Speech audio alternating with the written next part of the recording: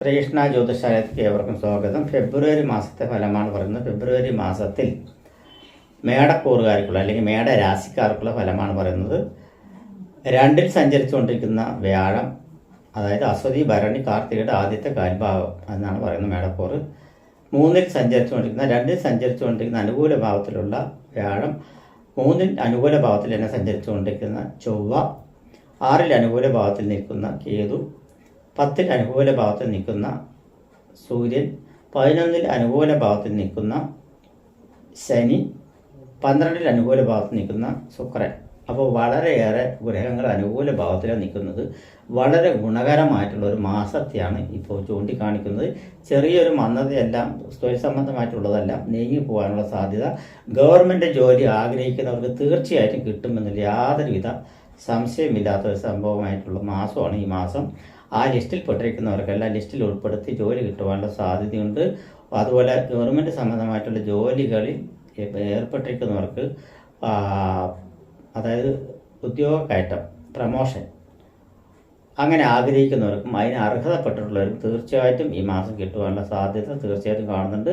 അല്ലെങ്കിൽ ആ ലിസ്റ്റിൽ കയറുവാനുള്ള സാധ്യതയുണ്ട്. PSC എഴുതിയവർക്കെല്ലാം ലിസ്റ്റിൽ കയറുവാനുള്ള സാധ്യത കൂടുതലായിട്ട് തന്നെ കാണുന്നുണ്ട്. ധനമാർഗ വരുമാനത്തിന് യാതൊരുവിധ കുറവുമില്ലാതെ അളവറ്റ ധനം തരുവാനുള്ള ഒരു മാസം കൂടിയാണ് ഇത്. ഉദ്ദിഷ്ട ഫലങ്ങൾ നിർപ്രയാസം നടത്തുവാനുള്ള സാധ്യതയും കൂടി കാണുന്നുണ്ട്. വാഹന യോഗം, ഭൂമി ലാഭം, വസ്ത്രലാഭം, ആഭരണ ലാഭം, അങ്ങനെയുള്ള ഫൈനാൻസ് സംബന്ധമായിട്ടുള്ള ഇടപാടുകളെല്ലാം വളരെ ഗുണകരമായിട്ട് കാണുന്നുണ്ട്.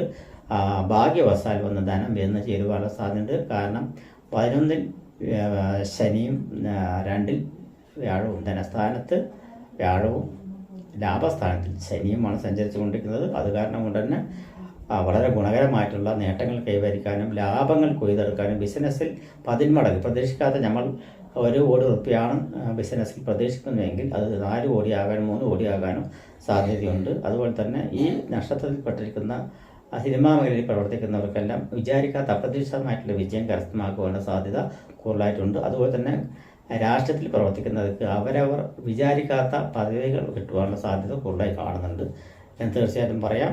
കലാമേഖലകളിൽ പ്രവർത്തിക്കുന്നവർക്ക്, കായിക മേഖലയിൽ പ്രവർത്തിക്കുന്നവർക്ക് ഉണർവുണ്ടാവും, പ്രോത്സാഹനങ്ങളുണ്ടാവും, സമ്മാനത്തിന് അർഹരാകും, പുരോഗമനമായി ചിന്തിക്കാനുണ്ടാവും. സേനാധിപത്യം ഭരിക്കുന്നവർക്ക് ഉയർന്ന സ്ഥിതിയിലുള്ള പോസ്റ്റുകൾ കിട്ടുവാനുള്ള സാധ്യതയുണ്ട്. അല്ലെങ്കിൽ അതിൽ തൊഴിൽ അവസരങ്ങൾ നേടാൻ സാധ്യതയുള്ളവർക്ക് തീർച്ചയായിട്ടും അതിലുണ്ടാവും.